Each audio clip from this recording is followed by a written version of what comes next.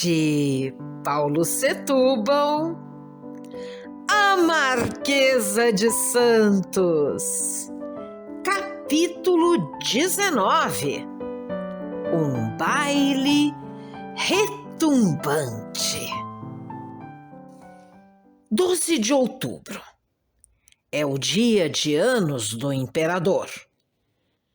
Um sol de ouro surgiu festivamente num céu muito alto, muito azul, pincelado de nuvenzinhas fugidias.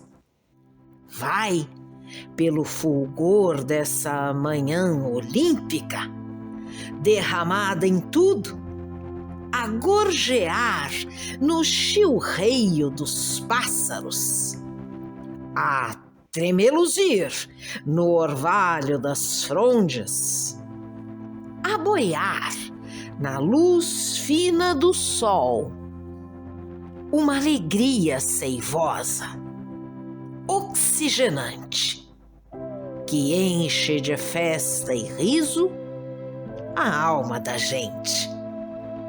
No palacete de São Cristóvão, porém, a senhora Viscondessa de Santos, apesar da manhã tão linda e tão soalheira, ainda não se animou a deixar os seus aposentos. Na penumbra quebrantadora do seu quarto, como gata voluptuosa, a espreguiçar-se entre as fofezas do leito, a favorita de Dom Pedro cisma. É o dia da inauguração do palacete. É o dia do baile. É o dia do baile mais esperado e mais comentado na corte. E Dona Domitila, naquele seu delicioso quebrantamento, os olhos semicerrados, um sorriso vago nos lábios cor de sangue, vai sonhando, afundada entre as cambraias, com as glórias e os louros dessa ambicionada noite de triunfo. Nisto, cortando a doçura amolecente daqueles ósseos, uma voz de açafata, macia e tímida, murmurou de leve na antecâmara: Senhora Viscondessa? Dona Domitila abriu os olhos. Que há? O jornal. Ah, o jornal? Entre! A Viscondessa abriu sofregamente o Diário Fluminense. Começou a procurar as notícias do seu baile. E logo, às primeiras linhas, um grito de surpresa, grito brusco, irrompeu-lhe vibrante na alma. É que a senhora Viscondessa topara de chofre no jornal do governo, estampado em letras ostentosas, este decreto inesperado, retumbante, de sacudir de escândalos o país. Decreto. Havendo eu reconhecido por minha filha, a Dona Isabel de Maria Alcântara, brasileira, e querendo fazer-lhe honra e mercê, ei, por bem, conceder-lhe o título de Duquesa de Goiás, com o tratamento de Alteza, Palácio do Rio de Janeiro, 5º ano da independência do Império. Assina o Imperador José Feliciano Fernandes Pinheiro. Dona Domitila saltou do leito, saltou trêmula, a ofegar, e correu cambaleante ao quarto da menina. Tomou a pequerrucha ao colo, beijou-a, abraçou-a e tornou a abraçar, e tornou a beijar. Era um transbordar de meiguices irreprimíveis. Na sua felicidade, com os olhos úmidos, exclamava atarantadamente numa embriaguez: Duquesa, minha duquesinha do coração.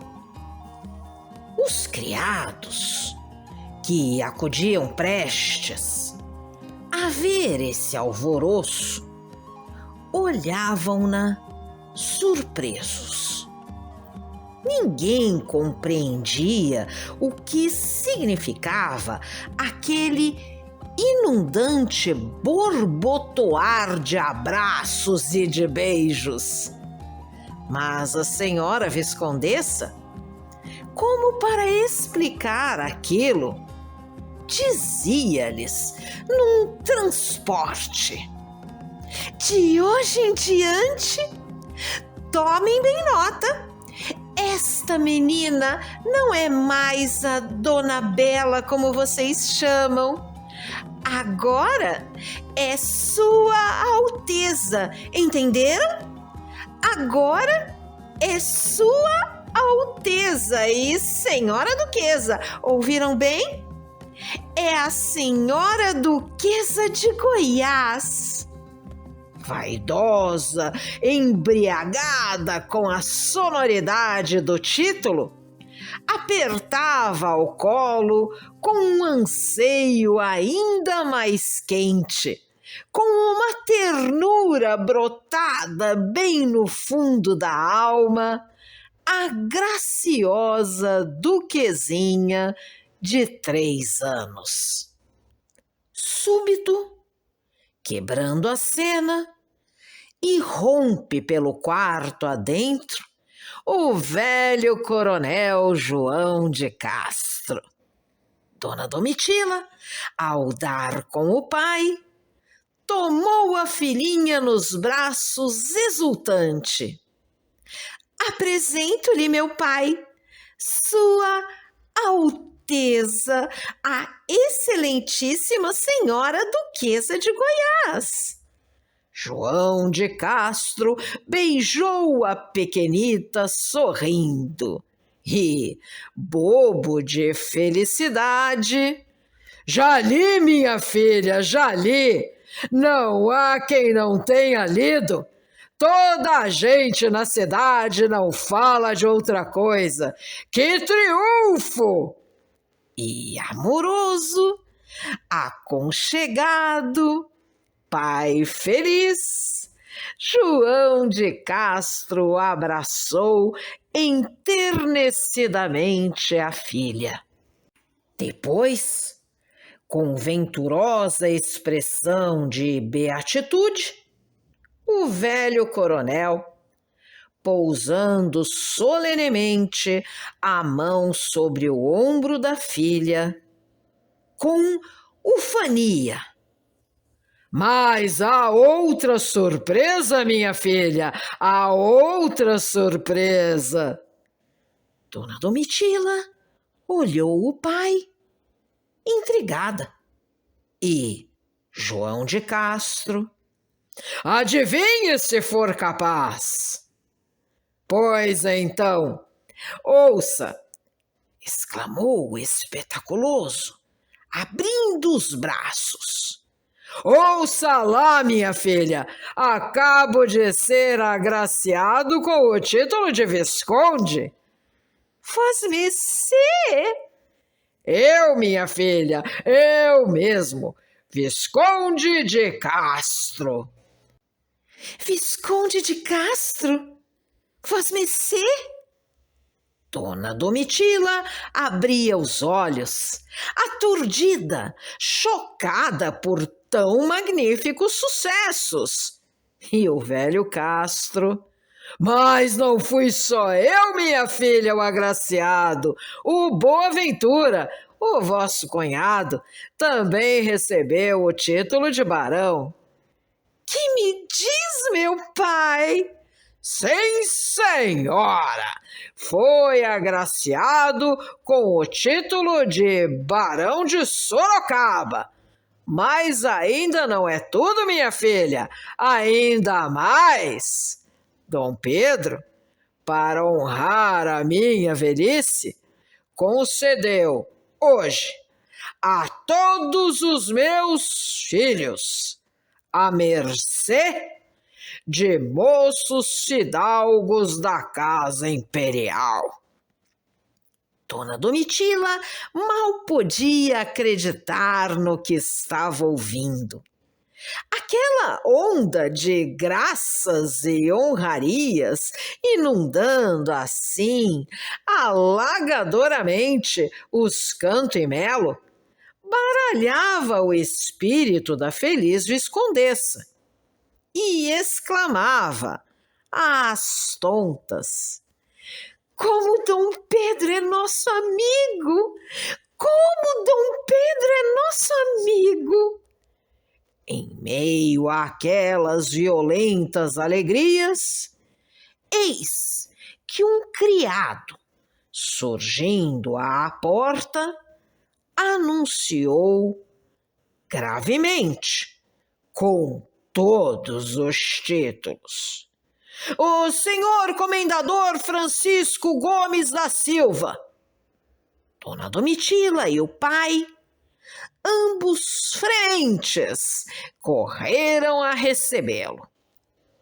O Chalaça, um sorriso no lábio, elegante e perfumado, casaca verde, enorme flor na botoeira, sobraçava, ao entrar, negra caixa de carvalho chapeada de ouro. E, efusivo, com a sua larga ruidosidade, o valido dirigiu-se ao velho Castro. Meus parabéns, senhor Visconde! Meus parabéns, senhor Visconde de Castro! Não pode haver mercê mais justa! O título assenta admiravelmente a vossa excelência, senhor Visconde. O velho João de Castro, embalado, gozando a delícia de ouvir aqueles repetidos Vossa Excelência e Senhor Visconde, agradecia, sorrindo, lisonjeado. E o áulico, sempre labioso: hoje é o dia dos Canto e Melo, senhora Dona Domitila. Hoje é o dia do supremo triunfo. Eu acabo de chegar das fortalezas, onde fui levar um ofício ordenando aos capitães que façam salvar, em continência militar, todas as vezes que passar a senhora Duquesa de Goiás. Imagine um pouco! Dona Domitila não cabia em si e ria-se à toa perdidamente. O Chalaça, tomando então da caixa de carvalho, ofereceu-a à encantadora paulista. Hoje, senhora Dona Domitila, devem chover neste palacete, em honra da duquesinha, mimos e prendas de toda a corte, e o senhor Dom Pedro, que participa da alegria da casa, quis ser o primeiro a enviar um presente a Vossa Excelência. Por isso, senhora Dona Domitila, Sua Majestade mandou-me aqui para trazer esta lembrança. Que honra, Chalaça! Sua Majestade quer matar-me de felicidade. Dona Domitila, curiosa, apertou o botãozinho de ouro que havia sobre a tampa da caixa. A tampa saltou. Dentro, ao invés de uma joia, como julgara a paulista, havia apenas um pergaminho, grosso e largo, onde as cores do império verde e amarelo se entrecruzavam numa vistosa tarja. Mas que é isto, Chalaça? Leia, senhora Dona Domitila! Como se não bastassem tantas e tão violentas emoções, como se não bastasse aquele mar de felicidade, a filha de João de Castro, sufocada, leu o estranho pergaminho. E o que estava escrito nele dizia assim: Dom Pedro, por graça de Deus e unânime aclamação dos povos, imperador, constitucional e defensor perpétuo do Brasil, faço saber aos que esta minha carta virem que, querendo dar um público testemunho do alto apreço em que tenho os serviços prestados pela Viscondessa de Santos, Dona Domitila de Castro Canto e Melo, primeira dama da Imperatriz, minha muito amada e prezada mulher, tratando da minha muito amada e querida filha, a Duquesa de Goiás, desde que me indignei entregar-lhe e querendo fazer-lhe honra e mercê em atenção a tão distintos serviços, que, sobremaneira, tem penhorado meu coração, e, por bem, acrescentá-la em grandeza com o título de Marquesa de Santos em sua vida, e quero e mando que a referida Viscondessa Dona Domitila de Castro Canto e Melo se chame Marquesa de Santos daqui em diante.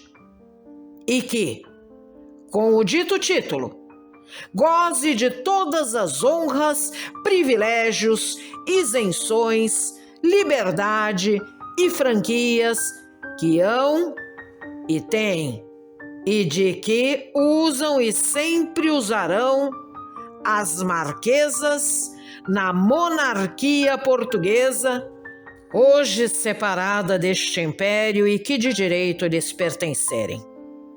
Palácio do Rio de Janeiro, aos 12 de outubro, ano do nascimento de Nosso Senhor Jesus Cristo, de 1826.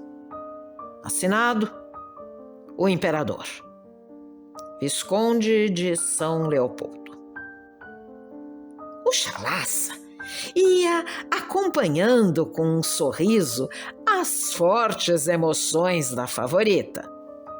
Quando Dona Domitila, opressa e trêmula, findou a leitura do pergaminho, Francisco Gomes virou-se com um gesto amplo para o velho João de Castro e exclamou com ênfase: Senhor Visconde, seja o primeiro a felicitar a senhora Marquesa de Santos. João Castro abriu os braços e a nova marquesa estrangulada de júbilo, caiu entontecida nos braços do pai. É noite. O palacete da senhora Marquesa de Santos flameja de luzes. Pelos salões, enguirlandados de rosas, burburinha um frêmito de festa. O baile ferve, de momento a momento, estacando com estrépito, os coches despejam convidados. E os escravos, com suas jaquetas azuis de debrum escarlate, precipitando-se às portinholas douradas, curvam-se numa reverência ante a passagem dos grandes do império. A senhora Marquesa de Santos, pálida, arfante, levemente olheirosa, vestindo um elegantíssimo vestido de seda rosa, enevoado de bretanhas, uma pluma atrevida na fronte, recebe, com a mais acolhedora gentileza, as fidalgas cortesanias dos seus convivas, a flor mais alta da sociedade, os nomes mais aprumados e mais retumbantes da corte, ministros e dignatários, diplomatas e desembargadores, generais e políticos. Tudo perpassa com a espinha dobrada diante do sorriso triunfante da mulher vencedora. Lá está o Marquês de Caravelas, fardão bordô, com seu espadim dourado de primeiro-ministro. A viscondessa do Rio Seco, trigueira e fina, exibe com vaidade o seu riquíssimo vestido chegado de Paris. O senhor conde de Palma, o peito a faiscar de crachás, muito efusivo, conversa ruidosamente com a Marquesa de Gabriac, embaixatriz da França. O velho Marquês de Maricá, barba piolho e calva filosófica, discute Platão com o venerando e erudito Visconde de Cairu. O barão de Santo Amaro, camarista honorário de Sua Majestade, cochicha num canto, sisudo e grave, com o encarquilhado Marquês de Inhambupe, ministro dos Estrangeiros. O Visconde de São Leopoldo, com as suas maneiras adocicadas, comenta política com o Paependi, aquele afável, gentilíssimo Manuel Jacinto Nogueira da Gama.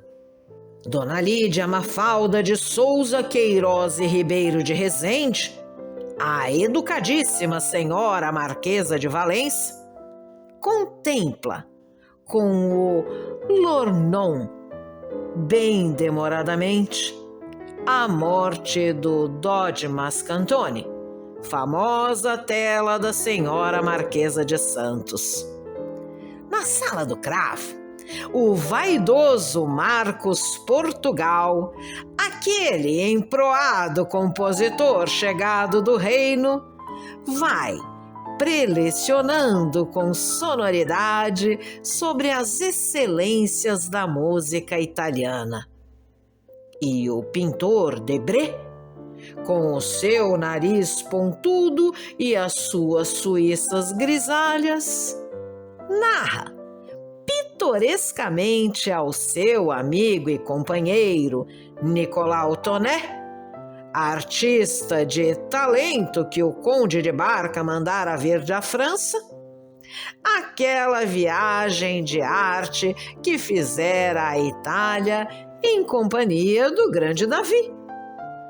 A senhora Marquesa de Santos, soberba e refulgente, com o seu olhar sutil, a reparar em tudo, adeja de sala em sala, encantadora, a distribuir sorrisos para todos, com frases de mel a cada passo. O Moraizinho, o tenente esbelto e louro, encostado a um batente de porta, vai seguindo com os olhos a senhora Marquesa, seguindo-a por todo canto, romanticamente, com aqueles seus olhos muito lânguidos e muito compridos. Nisto, com espanto de toda a gente, o Marquês de Paranaguá, velho e casquilho, todo cortesão, surge inesperado naquele burburinho de festa. Dona Domitila, ao ver aparecer o elegante ministro, o seu grande e feroz inimigo, corre alvoroçada para recebê-lo. Oh, senhor Marquês, que honra! Mas o senhor Marquês viera por um instante só, e explicou desolado. Uma enxaqueca, senhora Marquesa, uma enxaqueca impiedosa, mas eu, apesar disso, não quis me furtar o prazer de vir felicitá-la. Vim por um instante só. A senhora Dona Domitila, desfazendo-se em agradecimentos, com o seu melhor sorriso, lá vai, com muitas mesuras e rapapés, conduzindo o altaneiro ministro até o salão. A assistência, entre risinhos e cochichos, goza aquele delicioso bocado de cena. É um pratinho incomparável, mas a senhora Marquesa, com redobrada amabilidade, em pleno salão, bem alto para que todos a ouvissem: Já viu a duquesa, senhor Marquês? Ainda não tive essa honra, senhora Marquesa, e estou ansioso por tê-la. Então, em pleno salão de festa, diante de toda a corte, sob o olhar mexeriqueiro daquele mundo fútil, a pérfida paulista, com a mais cândida naturalidade, virou-se para a pequenina Bela. Duquesa, venha dar a mão a beijar ao senhor Marquês. A Bela, fina e donairosa, encaracolada como um querubim, estende a mãozinha ao orgulhoso político. E Paranaguá, o emproado e belo Paranaguá, faz cante com o seu fardão de ministro, dobrando-se, beija, reverente, os dedos da pequerroxa. O chalaça, a um canto, sorri levemente. Nisto, rompendo numa valsa lânguida, a orquestra desmancha a graça de tão saboroso quadro. O baile referve de novo. Que baile! Toda a noite é um delírio. As contradanças sucedem-se ininterruptas. Até que, em meio àquela ruidosidade, Luiz Lacombe, o mestre de dança da corte, bate palmas e anuncia alto: quadrilha! Aplausos. Todos se movimentam. Os cavalheiros saem a convidar damas. A senhora Marquesa de Santos, com a sua gentileza cativadora, não repousa e escolhe o Marquês de Gabriac para cavalheiro da senhora Baronesa de Lages e leva gentilmente o velho Inhambupe para o salão e força o Cairu a dançar com a Rio Seco e arranja os pares e determina o vis-à-vis e incentiva e aviva e é a chama daquele entusiasmo. Duas vastas fileiras de pares já se estendem dos dois lados do salão. Luiz Lacombe, que vai marcar, brada com entono: atenção! Todos apostos. Há um relâmpago de silêncio. A orquestra, com o maestro de batuta em punho, vai romper. Eis que, inesperadamente, todos os convivas, sacudidos, bradam com pasmo: Sua Majestade! É que, na ampla porta do salão, surgira o imperador. Em grande gala, o peito faiscando de gran cruzes, Dom Pedro viera, herói de novela em pessoa, ao baile da senhora Marquesa. E muito cortesão, dobrando-se diante da triunfadora paulista, o soberano, ó supremo escândalo, exclamou com um sorriso: Vamos dançar esta quadrilha, senhora Marquesa?